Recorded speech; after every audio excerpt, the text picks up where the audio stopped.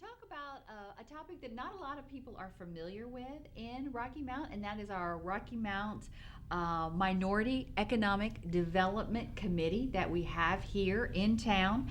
It is part of the Rocky Mount Area Chamber of Commerce, and Kimberly's here to tell us about all of their good work that they have done and work that they have coming up that you may want to get involved with. They are always looking for members. Membership is not expensive, and remember, that's what we do here at Accelerate You. I try to provide you with low cost and often free resources to accelerate you. So, Kimberly, good morning. Good morning. Good morning. Thanks for having me. Oh, I want the whole world to know, though, when you're not working as the chairperson for the Minority Economic Development Committee, her face may look familiar to many of you because she is a director over at the Down East Partnership for Children. Yes. And they're located in downtown Rocky Mount in a big old building. I think it used to be maybe a YMCA. It did. It used to be the Y. Yeah. It's a fantastic old building. If you get a chance, go over, say hello to them, take a look at the building, and look at all the good work that the Down East Partnership for Children is doing. Yeah. And once again, in terms of resources, Yes. they have a lot of resources for those of y'all who have children. So if you're not already knowing this lady, you need to, and we're going to put her contact information up in a minute. But let's go back to the minority economic development. When I think of minorities, I immediately think of women and people of color. Yes. But that's not true, right? Minority that's a big definition. So talk to us about that. It's a big definition for us. We do, our definition is that we focus on women and people of color. So that is it. But we embrace everyone, and even though you might not be exclusively included in that definition, we welcome all supporters of minority businesses, because ultimately, if minority businesses thrive, the community thrives. And so you want to embrace everyone in the community and have them included as a part of the work that we do. Has it been difficult to get our minorities, folks of color, involved, or not? I think, look, this is a committee of the Rocky Mount Area Chamber of Commerce.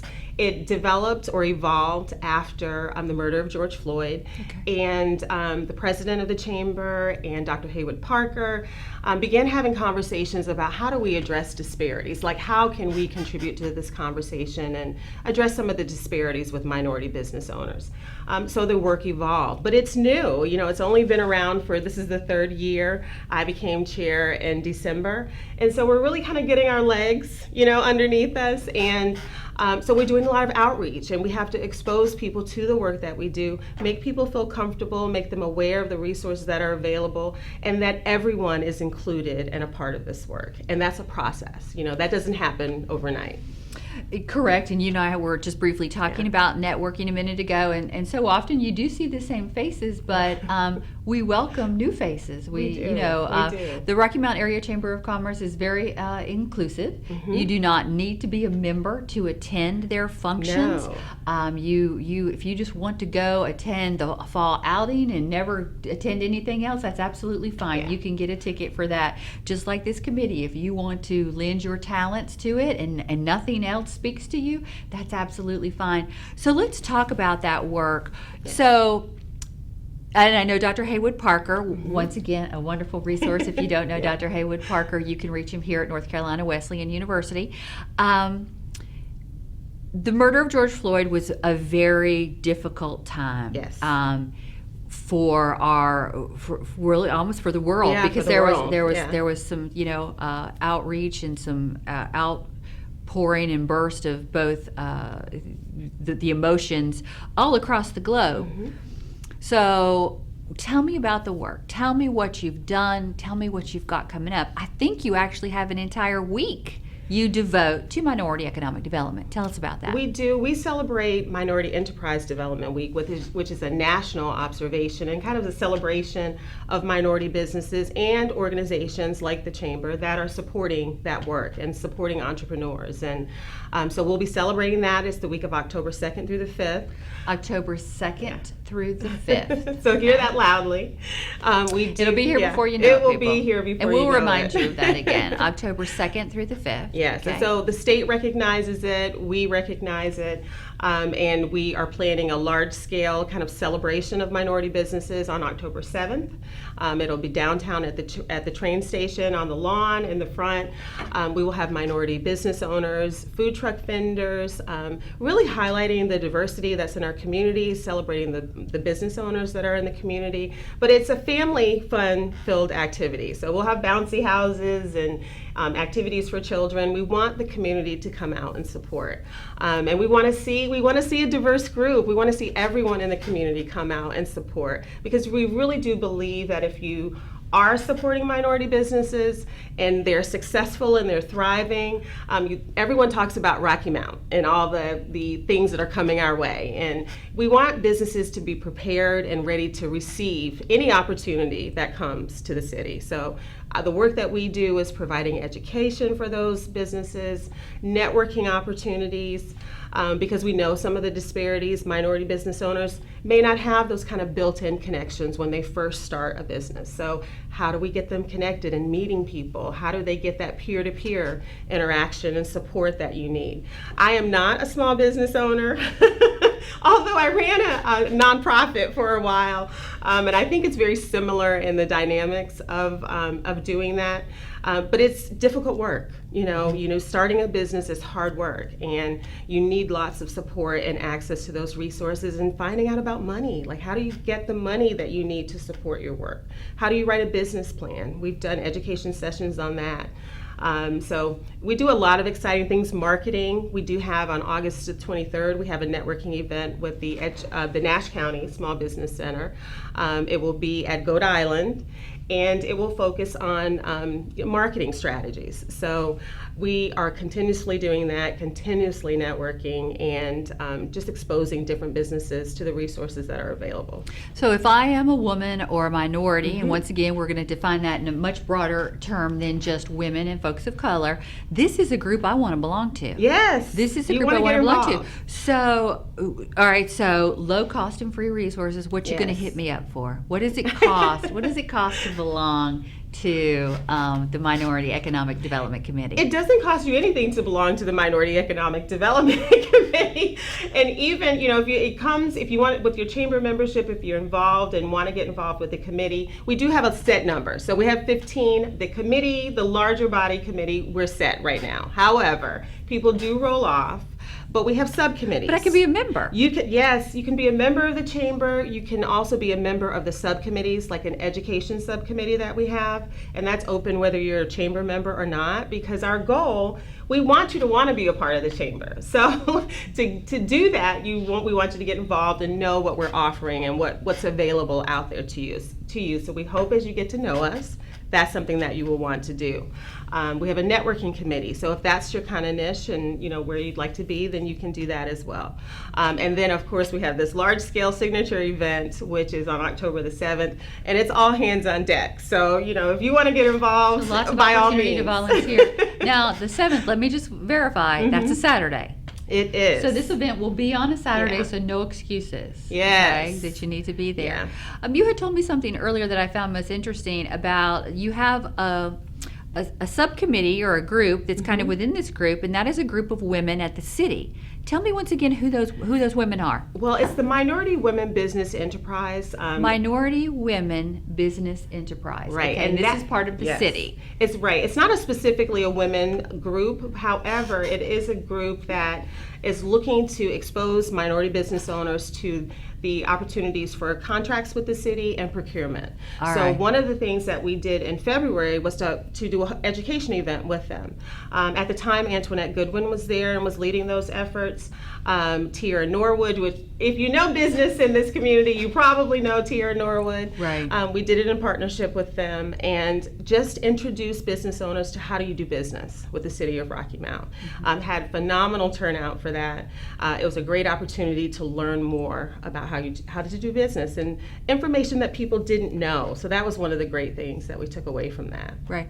Well, contracting and procurement it's almost an elusive, it seems so foreign. It's like, oh, I can't do that. That's got to be difficult. That's got to be, just not anybody can apply for those contracts. but you can. Anyone can apply for those contracts. You can bid on those jobs. You can fill out the paperwork just like anyone else. And it sounds like what you're telling me is that you assisted them with that process. So I'm not doing it by myself. You're showing me how to do it. Yes, and that is the amazing thing about the work that we're doing. Our partners, the people that sit on the committee, both of the small business centers for Edgecombe, Nash, Cummins, and Cummins is our presenting sponsor. I can't let that go without saying for our event on the lawn on the 7th.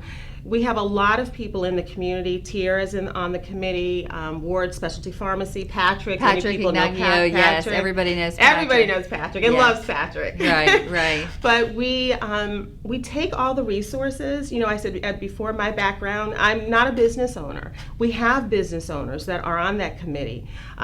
We have Stacey Andrews with CDJ Graphics and Kanisha Berry and all of these people that are part of the committee to inform the work, so that we're not just saying, well, this is what we think you need. Right. And it's coming from one perspective. We take the perspective of everyone involved. I got involved because of my experience with working with predominantly African American women business owners in early childhood education. And one of the things that we saw was that as the pandemic came and federal resources came, many of our providers did not have that background and weren't really as prepared to receive that resource as we would have liked for them to be. So how do we make sure people have really good, solid business plans and business practices so that whatever opportunity shows up, they're ready to receive that opportunity? Mm-hmm. Yes, and we have the data from the pandemic that tells us that women suffered a little bit more than our male counterpart entrepreneurs, and then women of color suffered a little bit more than Caucasian women in terms of the pandemic. And you're exactly right. It was the resources and the markets in which they sell to became closed, and they didn't have that opportunity, or I don't want to say wherewithal, I don't want to insult anyone, but they didn't have the connections to go to another market. So their market was closed, as so many. I mean, my sister is a cosmetologist. The governor shut her down. So what can she do? What was another revenue stream that she could potentially do during the pandemic, which lasted a whole lot longer than the 2 weeks that we were told it was going to last, right? In some ways, we still hear about COVID. It was on the news just yesterday. Yes. So, it was a very difficult time for entrepreneurs. A lot of folks pivoted, a lot of folks opened up new opportunities, and a lot of folks unfortunately suffered. And we know that women that suffered a great deal. When we talk about the committee and we talk about the chamber, neither one of us work for the chamber. No, we don't get commission, so let's just wipe that out, because I'm sure they go, oh, she's pitching the chamber again. She must be on the payroll. We're not on the chamber payroll. No. Although I'm not so sure sometimes the amount of hours I devote there. There you go. The chamber just has so many wonderful opportunities for not just business owners, but just plain old folks to get out and network and eat and enjoy and just business after hours. There's so many fun things that the chamber has. But once again, the premise of the show is low cost and free resources. And the chamber has a scale, whether you have one business or 10,000 business, or you're just an individual person. So it is very affordable. For the return on your investment, it's probably just pennies a day spread over a year. And then you do have the opportunity to serve on committees. And if you don't want to serve on committees, we Kimberly and I have already acknowledged that. Maybe you just want to volunteer on a Saturday. Maybe you never want to volunteer at all and you just want to go to events. That's fine too. But it is a great catalyst to then get into the other doors, like we talked about, with the city, with other folks, with other people here in the community doing other things. So it is just a nice, not all chambers are created equally, but the chamber here has, 700 plus members. So think about that in terms of networking. Where can you go and get involved with almost 1,000 people. Yeah. I mean, that's amazing. That's really, really, really amazing. Yeah, a lot of people don't know how to network, that, and the power of networking. You just have conversations with people. You tell them about your business, you tell them what you do, you express an interest in what they do. When they need that resource, it may be 6 months down the road, but they remember that conversation with you and they'll seek you out. Right. And over time, as you begin to go to different networking event after networking event, you meet people, oftentimes the same people, but also new people as well. And it's an opportunity to sell your business and develop relationships. And we all know, look, you think about your first job and how you got your first job. Oftentimes it's through a contact, someone you knew referred you. So that's the opportunity that we want to expose people to. I go to networking events all the time. Every time I have a great, wonderful conversation. If we do any of our events that we offer, the networking events, the education series, are at no cost. And we often provide a meal involved with that as well. So we sponsor education series just to make sure to get you to come out and have lunch with us and learn more about the resources that are available. And we keep talking about businesses, but this isn't just for businesses. This is for individual folks as well. And as Kimberly talks about resources and networking, I can tell you, and I know this from networking with her, I was blown away at the opportunities for children and families that you offer at Downey's Partnership. Yes. It is always a place that I take my leadership students because I want them to know about this. But I got to be honest with you, I didn't know that. If I had been a parent, I would not have known that until I went and I spoke to this lady. And then I was blown away at what is available to me. So why are you not taking advantage of that as a parent? So once again, you don't need to be a business owner to benefit by these networking opportunities. You're going to meet a whole plethora of people that do, like Patrick. Patrick is a pharmacist. He's a compounding pharmacist, and he's the only one probably within 100 miles. So once again, if you have a dog that needs special medication, Patrick can make it. If you're a human, he can make it. He can. He can ship it to you if you need it shipped to you. And that has nothing to do with business, right? That's just your personal health and well-being. He carries a whole line of vitamins and those types of things. So these are the kind of folks you're going to meet at these outings. And it doesn't, so if you don't have a business and you don't want a business, it doesn't matter. You just, it doesn't. Just come out. Just come on out. Be a person. And there's just, you eat with us. That's eat right. with us. We have some really good food. Especially in October. I cannot stress the fall outing enough. And that is going to be at the Red and White, Smith's Red and White, the new pavilion this year. We're moving it there, and they have a tremendous parking lot and a space out back. So it's going to be absolutely great. So lots of opportunities to learn new things, I guess, is what we really want to get across to you. And free, to learn new things for free, which is really, really quite special. How did you get to Rocky Mount? Are you born and raised? Can you tell by my voice that I'm not from here? I don't know. So tell us how you got to Rocky Mount. I actually was born in Williamston, North Carolina. So I'm which from is Eastern a North tiny Carolina. little town. Yes. And I'm actually, it's like a little drive-through town. Back in the day, 64, I drove through the town where my family's from. It's called Darden's. And but my dad worked for the Federal Bureau of Prisons. We moved all across the country. Wow. But I always knew I wanted to come back to North Carolina. And so, having lived everywhere, I wanted a place that had certain criteria. I was looking for a Target, I was looking for a mall. I was looking for certain criteria. And our mall just got sold yesterday. Oh, I didn't know that. Yes, our mall just got sold yesterday, I think it was. But I was just looking for a good place to raise my family. So you had a list. Yes. And I needed these things on my list. I knew I wanted to go back to Eastern North Carolina, and I guess Rocky Mount checked off most of those. Did. And then probably employment. Exactly. And I've lived here for 20 years or so. I think around 20 years. And it has been great for myself and for my family. I've raised my children here. I believe in Rocky Mount, and because of that, you can feel the momentum building in the city around small business in general.